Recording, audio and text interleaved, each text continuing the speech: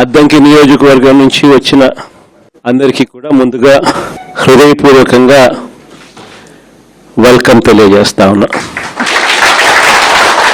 ఆ నియోజకవర్గంలో మంత్రి గారికి ఉన్నంత వ్యతిరేకత బహుశా ఏ నియోజకవర్గంలో ఇంకొకరికి ఎవరికి ఆ స్థాయిలో వ్యతిరేకత లేదు. చంద్రబాబు నాయుడు గారి మీద తీవ్ర స్థాయిలో వ్యతిరేకత ఈ స్థాయిలో ఉంటే అద్దంకి నియోజకవర్గంలోకి వచ్చేసరికి ఇంకా ఈ స్థాయిలోకి ఇంకా ఎక్కువగా తీవ్రంగా ఉంది. అలాంటి పరిస్థితుల మధ్య ఈసారి ఎన్నికలు జరగబోతా ఉన్నాయి. ఇలాంటి పరిస్థితుల్లో కూడా ఒక డాక్టరు అశోక్ను మీ అందరికీ కూడా ముందుగానే ఎన్నికలు చాలా దూరంగా ఉండగానే అశోక్ను తీసుకొని రావడం, తాను కూడా డాక్టర్గా మంచి పేరు సంపాదిస్తూ ప్రతిపక్షంలో ఉన్నప్పుడు అందులో చంద్రబాబు నాయుడు గారు లాంటి రాక్షస రాజ్యంలో యుద్ధం చేస్తూ ఉన్నప్పుడు కేసులుంటాయని తెలిసి, హెరాస్మెంట్ ఉంటుందని తెలిసి, కార్యకర్తలకు ఇలాంటి సమయంలోనే ఇంకా తోడుగా అండగా ఉండడానికి ఇంకా శ్రమ పడవలసి వస్తుందని తెలిసి కూడా అశోక్ ముందుకొచ్చినాడు. ఎన్నికలప్పుడు చంద్రబాబు నాయుడు అన్న మాటలు ఏమిటి, ఎన్నికలు అయిపోయిన తర్వాత చంద్రబాబు నాయుడు గారు చేస్తూ ఉన్న పాలన ఏమిటి అని చెప్పి ఏ చిన్న పిల్లాడిని అడిగినా కూడా ఈరోజు రాష్ట్రంలో చెప్పగలుగుతున్నాడు. ఎన్నికలప్పుడు ఆయన చెప్పిన మాటలు చూస్తే జగన్ ఇచ్చేటివి అన్నీ చేస్తాను, కాక సూపర్ 6 సూపర్ 7 అని చెప్పాడు. ఎన్నికలు అయిపోయాయి, చంద్రబాబు నాయుడు గారి మేనిఫెస్టో చెత్తబుట్టలోకి వెళ్ళిపోయింది. కరెక్ట్గా ఇవే మాటలు ఎన్నికలప్పుడు మొత్తుకొని చెప్పిన ప్రతి మీటింగ్లో, చంద్రబాబు నాయుడు గారిని నమ్మడము అని అంటే పులి నోట్లో తలకాయ పెట్టడమే స్వామి అని చెప్పి మొత్తుకొని చెప్పిన నేను ఎన్నికలకు ముందు. అయినా కూడా చంద్రబాబు నాయుడు గారి అబద్ధాలకు మోసాలకు ఏదో పొరపాటున కాస్త తలొగ్గడం జరిగింది. ఈరోజు ఎన్నికలు అయిపోయాయి, 2 ఏళ్ళు అయిపోయింది, 3వ బడ్జెట్ కూడా ప్రవేశపెట్టినాడు. ఇక మిగిలినవి 2 బడ్జెట్లు. ఈరోజు పరిస్థితి ఏమిటి అని చెప్పి చూస్తే జగన్ ఉన్నప్పుడు ఇస్తా ఉన్న అన్ని స్కీములు రద్దయిపోయినాయి. జగన్ ఇస్తాడన్న స్కీములు కాక సూపర్ 6 సూపర్ 7 అన్నోడు ఎన్నికలు అయిపోయిన 2 ఏళ్ల తర్వాత పరిస్థితి ఏమిటి అని చెప్పి చూస్తే జగన్ ఇస్తా ఉన్న స్కీములు అన్నీ పూర్తిగా రద్దయిపోయినాయి. ఈయన సూపర్ 6 సూపర్ 7 అని చెప్పి ఇస్తాననేటివన్నీ కూడా మోసాలుగా తేలిపోయినాయి. మన హయాంలో మనం దాదాపుగా 3,30,000 కోట్ల రూపాయలు మనం అప్పులు తెస్తే, 5 ఏళ్ళు కలిపి 3,30,000 కోట్లు అప్పు చేస్తే అందులో 2,73,000 కోట్లు నేరుగా బటన్లు నొక్కడం, నా అక్క చెల్లెమ్మల కుటుంబ సభ్యుల ఖాతాల్లోకి నేరుగా వెళ్ళిపోవడం. ఏకంగా 2,73,000 కోట్ల రూపాయలకు సంబంధించి ఆధార్ నెంబర్లతో సహా, బ్యాంక్ అకౌంట్ డీటెయిల్లతో సహా మనం చెప్పగలుగుతాం ఎవరెవరికి దగ్గర ఎంతెంత డబ్బులు పోయినాయని చెప్పి. చంద్రబాబు నాయుడు గారు 2 ఏళ్ళు కూడా గడవక మునిపే ఆయన చేసిన గ్రాస్ అప్పులు, ఆయన చేసిన కాంట్రాక్టెడ్ అప్పులు ఇవి చూస్తే 3,37,000 కోట్లు దాటిపోయినాయి. కానీ జగన్ చేస్తా ఉన్న స్కీములు లేవు, ఈయన ఇస్తానన్న సూపర్ 6 లేదు, సూపర్ 7 లేవు. మరి డబ్బంతా ఏమవుతా ఉంది, ఎవరి జోబుల్లోకి పోతా ఉంది? ఇది నిజంగా ప్రతి ఇంట్లో కూడా చర్చనీయాంశంగా మారింది. జగన్ ఎలా చేయగలిగినాడు, చంద్రబాబు నాయుడు అనే వ్యక్తి ఎందుకు చేయలేకపోతా ఉన్నాడు అని. కారణం చాలా సింపుల్. చంద్రబాబు నాయుడు గారి హయాంలో జరుగుతూ ఉన్నది ఏమిటి అని అంటే దోచుకోవడము, పంచుకోవడము, తినుకోవడము. డిపిటి దోచుకోవడము, పంచుకోవడము, తినుకోవడం, ఇది జరుగుతూ ఉంది. అదే జగన్ హయాంలో ఏం జరుగుతూ ఉన్నది, బట్టలు నొక్కడం, నేరుగా నా అక్క చెల్లెమ్మల కుటుంబాల ఖాతాలోకి నేరుగా వెళ్ళిపోతూ ఉండేది. తేడా అంతకన్నా ఇంకేం లేదు. రాష్ట్రానికి సంబంధించి రావాల్సిన రాబడులు, రాష్ట్రానికి సంబంధించి రావాల్సిన ఆదాయాలు ఈరోజు రాష్ట్రానికి రావడంలా. రాష్ట్ర ఖజానాకి డబ్బులు రాకుండా చంద్రబాబు నాయుడు గారి జోబుల్లోకి ఆయన ఎమ్మెల్యే వాళ్ళ జోబుల్లోకి, వాళ్ళ బినామీల జోబుల్లోకి, వాళ్ళ మనుషుల జోబుల్లోకి ఖజానాకు రావాల్సిన డబ్బులు పక్కదోవ పడతా ఉన్నాయి. ఈరోజు ఎక్కడ చూసినా కూడా అవినీతి. లిక్కర్ దగ్గర నుంచి మొదలు పెడితే, గ్రామాల్లో లిక్కర్ మాఫియా దగ్గర నుంచి మొదలు పెడితే రాష్ట్రానికి సంబంధించిన ఆదాయాలు రాష్ట్రానికి రావు. ఎంఆర్పి రేటు కన్నా 20 రూపాయలకు 10 రూపాయలు ఎక్కువ రేటుకి అమ్ముతా ఉన్నారు. డబ్బు ఎక్కడికి పోతా ఉంది అని అంటే గవర్నమెంట్కి రావడంలా, వీళ్ళ జోబీల్లో నుంచి గవర్నమెంట్కి రావాల్సిన డబ్బులు వీళ్ళ జోబీల్లోకి పక్కదారు. లిక్కర్ మాఫియా దగ్గర నుంచి మొదలు పెడితే ఇసుక, మట్టి, సిలికా, క్వాడ్స్, లాటరైటు, గ్రెనైటు, ఇవే కాదు అధిక రేట్లకు పీపీఏలు, పవర్ పర్చేస్ అగ్రిమెంట్లు. మనం ₹2.49 మనం రైతులకు మేలు జరగాలని 25 ఏళ్ల పాటు రైతులకు ఉచిత కరెంటు ఖచ్చితంగా ఉండాలి అని, దాన్ని ప్రభుత్వం మీద భారం పడకుండా ఉండాలనే ఉద్దేశంతో ₹2.49 మనం పీపీఏ చేస్తే, నానా యాగి చేసిన వాళ్ళు ఈరోజు చూస్తే పీపీఏలు ఏ రేటుకి చేస్తూ ఉన్నారు? ₹4.60 చేస్తూ ఉన్నారు. ఎక్కడ ₹2.49, ఎక్కడ ₹4 చిల్లరకు జరుగుతూ ఉంది ఈరోజు పీపీఏలు. ఇష్టం వచ్చినట్టుగా దోచుకో, పంచుకో, తినుకో. అమరావతిలో కట్టడాలు చూస్తే స్క్వేర్ ఫీట్కు ₹11,000 అడుక్కు. హైదరాబాద్ కానీ, బెంగళూరు కానీ, చెన్నై కానీ, ఏ మహానగరంలోకి పోయి వెళ్ళి కట్టినా కూడా 5 స్టార్ రెసిడెన్షియల్ కాంప్లెక్సెస్, 5 స్టార్ లాబీలతో ఉండేది కట్టడానికి కూడా అడుక్కు 4,000 కాదు. ఇక్కడ చూస్తే అమరావతిలో అడుక్కు 11,000. ఎక్కడ చూసినా అవినీతే. ఇంకా భూముల విషయంలో నేను చెప్పాల్సిన పనిలే. శనిక్కాయలకు, బెల్లాలకు వాళ్ళకి ఇష్టం వచ్చిన వాళ్ళకి ఇస్తూ ఉన్నారు.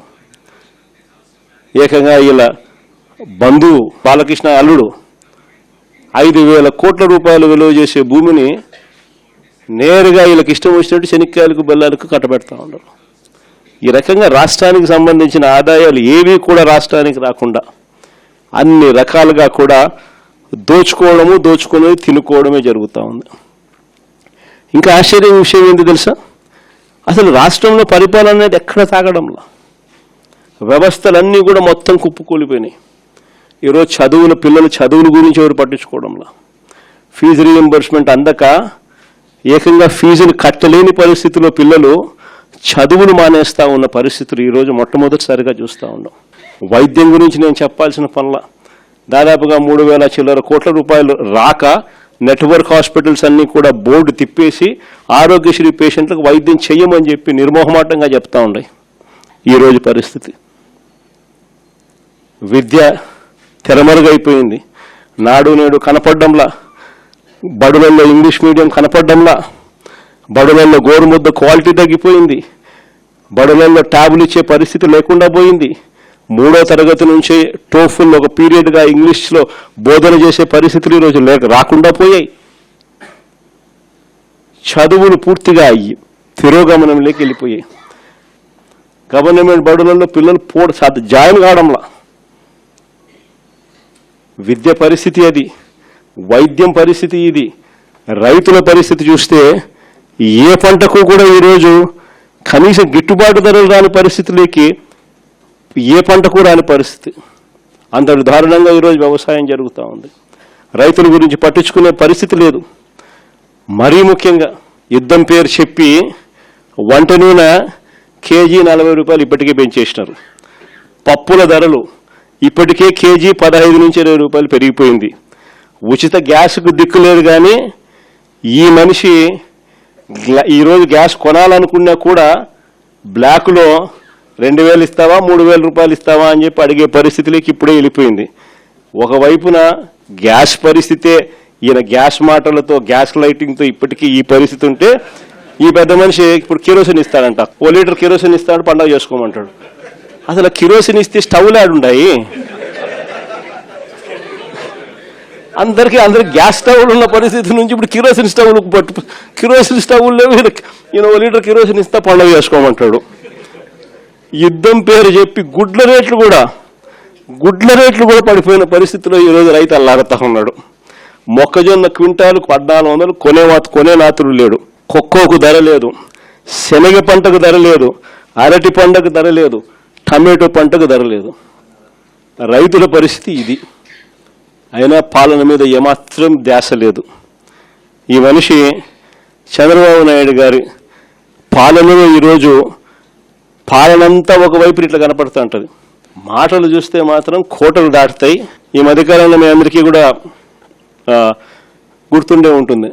మిట్టల్ స్టీల్ అని చెప్పి, నక్కపల్లిలో మిట్టల్ స్టీల్ అని చెప్పి ఆయనేది ఇచ్చినట్టుగా దానికి బిల్డప్ ఇస్తూ, దానికి ఒక అడ్వర్టైజ్మెంట్ ఇస్తూ దాని గురించి ఈ మధ్యకాలంలో పెట్టాడు. నాకు ఆశ్చర్యం అనిపించింది అసలు. అయ్యే చంద్రబాబు నాయుడు క్రెడిట్ చోరీకైనా క్రెడిట్ దోపిడీకైనా ఒక హద్దు పొద్దు ఉండాలి. ఇదే మిట్టల్, ఇదే ఆదిత్య మిట్టల్ అనే ఇదే మిట్టల్ వాళ్ళు, నేను డావోస్ 2022లో డావోస్ పోయినప్పుడు నన్ను కలిసినారు. కలిసి వాళ్ళు అప్పట్లోనే గ్రీన్కో ప్రాజెక్టులో దాదాపుగా 4,800 కోట్ల రూపాయలు కర్నూలులో కడతా ఉన్న హైడ్రో పంప్ స్టోరేజ్ ప్రాజెక్టులో భాగం తీసుకొని గ్రీన్కోలో 4,800 కోట్ల రూపాయలు పెట్టుబడులు పెట్టడానికి ఆ రోజుట్లో డావోస్లో అప్పుడే నా సమక్షంలోనే అవగాహన కుదురుంది. ఇది కాక అప్పట్లోనే ఎస్ఆర్ స్టీల్ వీళ్ళు కొనుగోలు చేసి దాంట్లో ఎక్స్పాన్షన్ కూడా పోతూ 1,000 కోట్ల రూపాయలు పెట్టుబడి పెట్టేదానికి కూడా ఆ రోజే నా సమక్షంలోనే అది కూడా జరిగింది. ఇది కాక వీళ్ళను కొత్త స్టీల్ ప్లాంట్ పెట్టడానికి అడుగులు ముందుకు వేయండి అని చెప్పి ఆహ్వానించింది నేను. రాష్ట్రానికి ఆహ్వానించి రమ్మని చెప్పి వాళ్ళు అధికారులకు కూడా చెప్పిన, వాళ్ళు వస్తున్నారు, వాళ్ళకి ఎక్కడెక్కడ మనం భూములు ఇవ్వగలుగుతామో చూపించండి అని చెప్పి వాళ్ళు రావడము. మన అధికారులు ఫస్ట్ కాకినాడ SCZలో భూములు చూపించినారు, తర్వాత మూలపేటలో వీళ్ళు రావడానికి భూములు చూపించారు, తర్వాత నక్కపల్లిలో మన హయాంలోనే వీళ్ళకి భూములు చూపించినారు. చూపించిన తర్వాత నక్కపల్లిలో వీళ్ళు ఎన్నికలకు మునిపే రావడము, నక్కపల్లిలో భూములు కూడా చూసుకోవడము, భూములు వాళ్ళకు నచ్చడము, అక్కడ ఆల్రెడీ అప్పటికే APIC భూములు మన దగ్గర ఉన్నాయి. ఆ భూముల్లో నుంచి వీళ్ళకి 2,200 ఎకరాలు మనం అప్పటికే సూత్రప్రాయంగా వీళ్ళకి ఇవ్వడం కూడా జరిగింది. సూత్రప్రాయంగా ఇచ్చేదానికి అడుగులు ముందుకు కూడా వేశాం. ఈ లోపల ఎన్నికల కోడ్ వచ్చింది. ఇది జరిగింది. ఇక్కడ చూస్తే ఎన్నికలు అయిపోయిన తర్వాత చంద్రబాబు నాయుడు గారు మనం అంత దూరం తీసుకొచ్చిన ప్రక్రియను ముందుకు తీసుకుపోయినాడు. అంతే ఈయన చేసింది. ఓ జూమ్ కాల్ పెట్టుకున్నాడు, మాట్లాడినాడు, అంతే. ఇప్పుడు చూస్తే పేపర్ చూస్తే ఏమనిపిస్తుంది, అసలు మిట్టల్ అనేవాడు చంద్రబాబు నాయుడు సుందర ముఖార విందాన్ని చూసి వచ్చినట్టుగా బిల్డప్. ఆ గూగుల్ కూడా అంతే, అప్పుడు కూడా అంతే. అదాన్ని తీసుకొచ్చింది మనం, గూగుల్ను తీసుకొచ్చింది మనం, ఏదన్నా చూసుకో. చివరికి ఆశ్చర్యం కలిగించే విషయం ఏమిటంటే, ఇదే నక్కపల్లిలో 2023లోనే మనకు బల్క్ డ్రగ్ పార్కు 13 రాష్ట్రాలతో మనం పోటీపడి కేంద్ర ప్రభుత్వం కూడా బల్క్ డ్రగ్ పార్కు కట్టడానికి సహాయ సహకారాలు అందించేందుకు 1,000 కోట్ల రూపాయలు డబ్బులు కూడా ఇచ్చేందుకు కూడా ముందుకు వచ్చి వాళ్ళు అడుగులు ముందుకు వేసినారు 2023లోనే. మనకు అది నక్కపల్లిలో దానికి సంబంధించిన ల్యాండ్ కూడా వాళ్ళకు చూపించి 13 రాష్ట్రాలతో పోటీపడి మనం బల్క్ డ్రగ్ పార్క్ కూడా తీసుకొచ్చినాం రాష్ట్రానికి. ఇప్పటికీ 2023లో పార్క్ తీసుకొచ్చినాము. ఇప్పుడు చంద్రబాబు నాయుడు వచ్చి 2 సంవత్సరాలు అయిపోయింది. ఇప్పటికీ ఆ బల్క్ డ్రగ్ పార్కు అడుగులు ముందుకు పడ్డంలా కొన్ని లక్షల కోట్ల పెట్టుబడులు, కొన్ని వేల ఉద్యోగాలు కార్యక్రమం దానివల్ల జరుగుతుంది. అట్లాంటిది అక్కడ కూడా అడుగులు ముందుకు వేయడంలా వెనక్కు పోయింది. దాన్ని మళ్ళీ కాంప్లికేట్ చేస్తూ అక్కడ ఉన్న ల్యాండ్ సరిపోతుంది, ఆ ల్యాండ్ సరిపోదని చెప్పి ఇంకా ఎక్కువ ల్యాండ్ కావాలని చెప్పి ఇంకా అడుగులు ముందుకు వేసినారు. వేసేసరికి కథ రివర్స్ అయింది. ఇట్లా ప్రతి దాంట్లోనూ కూడా అడుగులు ముందుకు వేయాల్సిన చోట ఈయనే కాంప్లికేషన్స్ క్రియేట్ చేస్తాడు, చేసి ఈయనే దాన్ని వెనక్కి తీసుకొని పోతాడు. ఇంతెందుకు, మన హయాంలోనే 3 పోర్టులు కడతా ఉన్నాం. మీ అందరికీ కూడా తెలిసిందే. రామాయపట్నం పోర్టు దాదాపుగా 80% మన హయాంలోనే పూర్తి చేసినాం. ఇంకా ఈ మిగిలింది 20%. మూలపేటలో మన హయాంలోనే పోర్టు 30% పూర్తి చేసినాం. మన హయాంలోనే ల్యాండ్లు పూర్తి చేసినాం, పర్మిషన్లు పూర్తి చేసినాం, ఫైనాన్షియల్ క్లోజర్ పూర్తి చేసినాం, డబ్బులకు ఇబ్బంది లేకోకుండా దానికి సపరేట్ బ్యాంక్ అకౌంట్ క్రియేట్ చేసి సపరేట్గా దానికి లోన్ శాంక్షన్ చేసి సపరేట్గా దానికోసం చేసినాం. మూలపేట అయినా, రామాయపట్నం పోర్ట్ అయినా, లేదా మచిలీపట్నం పోర్ట్ అయినా. మచిలీపట్నం కూడా 30% పూర్తి అయిపోయింది మన హయాంలోనే. ఈ రోజుకి 2 ఏళ్ళు అయిపోయింది. అన్ని చోట్ల పనులు ఆపేసినాడు. వీళ్ళకి సంబంధించిన వాళ్ళకి సబ్ కాంట్రాక్టులు, వీళ్ళకి సంబంధించిన వాళ్ళకే వాళ్ళని తప్పించి కాంట్రాక్ట్, వీళ్ళకి సంబంధించిన వాళ్ళకి కాంట్రాక్టులు ఇప్పించుకోవడంతో కనీసం అదన్న పనులు జరుగుతున్నాయంటే లేదు, అది కూడా అయిపోయినా. ఏమంటే తొందరగా పని అయిపోతే జగన్ క్రెడిట్ వస్తుంది కాబట్టి పని ఆపు. పనులు ఆపి ఆడ చుట్టుపక్కల భూములు మళ్ళా వీళ్ళ మనుషుల చేత కొనుగోలు చేయించే కార్యక్రమాలు. మచిలీపట్నంలో వాళ్ళు మొత్తుకుంటున్నారు. ఉన్నదానికి ఆల్రెడీ ల్యాండ్ ఇచ్చినాం, ఆల్రెడీ పోర్టు జరుగుతూ ఉంది. చెన్నైలో పోర్టు అయితే ఎన్ని ఎకరాల్లో ఉంది చెన్నైలో పోర్టు. ఇక్కడ వీళ్ళకు 2000 ఎకరాల్లో పోర్టు కడతారు, పైన ఇచ్చినాం. పోర్టు కడతా ఉన్నారు, ఆపేసినాడు. ఇంకా ల్యాండ్ అక్విజిషన్ చేయాలంట. వీళ్ళ బినామీలందరినీ పంపించినాడు, భూములు కొనుగోలు చేసే కార్యక్రమం చేస్తూ ఉన్నాడు. దాని తర్వాత దాన్ని మొదలు పెడతాడంట. ప్రతి అడుగులోనూ కూడా నాకేంది అనే పద్ధతిలో రాష్ట్రాన్ని దోచుకోవడంతోనే ఈరోజు ఎక్కడ చూసినా కూడా అడుగులు జరగబడుతున్నాయి.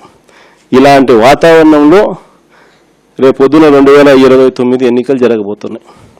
ఇంకా మీ అందరికీ కూడా ఇంకొక శుభవార్త ఏమిటి అని అంటే, రాష్ట్రంలో సీట్లు కూడా పెరుగుతున్నాయి.